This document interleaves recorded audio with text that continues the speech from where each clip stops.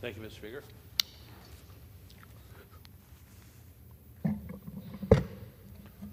Mr. Speaker, the previous administration, the Biden administration, spent most of its years forcing extreme energy mandates onto everyday appliances, our gas stoves, our water heaters, dishwashers, air conditioners, you name it. These rules really aren't about efficiency, as the manufacturers have worked for decades to make them more efficient and meet already existing standards. No, it's more of a control situation. These drive up costs, they limit the choice for consumers and force everything onto an already overloaded power grid. Gas stoves, I know, are the preference for many people in their homes. Gas water heaters work well. It's a deal where government wants to take away the choices. Natural gas is indeed one of the most affordable, reliable energy sources we have. The previous administration was the enemy of that. Did everything it could to push it out of homes and businesses and the production of it on our open lands that have so much potential, especially in the western states. We've seen these attempts to regulate gas stoves out of existence, and earlier this month, we in the House voted to overturn one of those rules. Americans should be able to choose appliances that work best for them, not be forced into expensive, unreliable electrical alternatives that they may not be able to afford, that government simply mandates.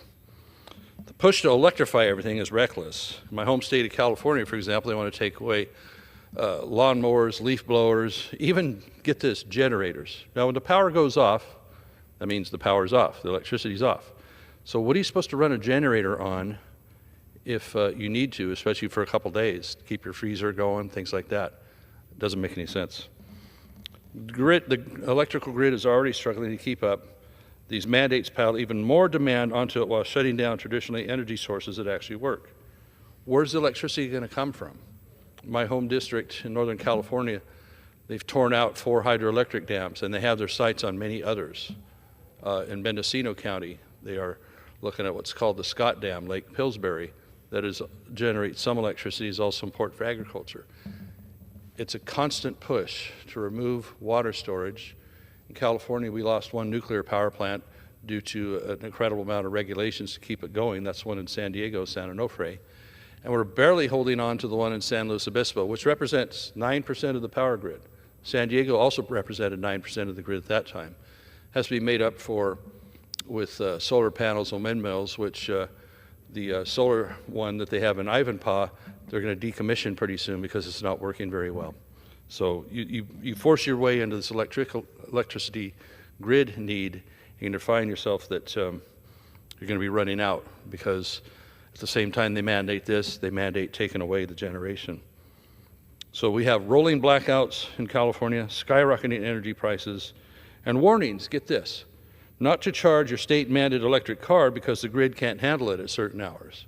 So our governor came out saying, well, we need to do this thing, and at the same time, they're warning people, better not plug your electric car in. As we know, wind and solar aren't enough to power the country. They're a tiny percentage of the overall pie. Wind power seems to work for a few years, and then they have to dispose of it, hauling the blades to some landfill in Utah because they don't have a way to recycle it well. So we need a reliable, balanced energy approach, and that includes natural gas, which is so abundant in this country with the miracle of hydraulic fracturing. We have much that we can develop here and also be a good exporter to Europe, so they don't have to rely on the Russian bear to import through their pipeline. Isn't that something? Natural gas is affordable, efficient, keeps costs down for families, businesses, our economy. Instead of eliminating it, we should be using it to strengthen our grid and keep energy reliable and cost-effective. The regulations previously are nothing more than government overreaches disguised as environmental policy. They don't make life better for working Americans, for our economy, for U.S. strength and readiness. They make it more expensive, less reliable, less efficient. It's time to roll these regulations back and put the power, literally back in the hands of the people. It's been shown these mandates do not make things better. They are less efficient. Let industry, let innovation catch up even more so to make more efficient systems. Government can't do it. I yield back.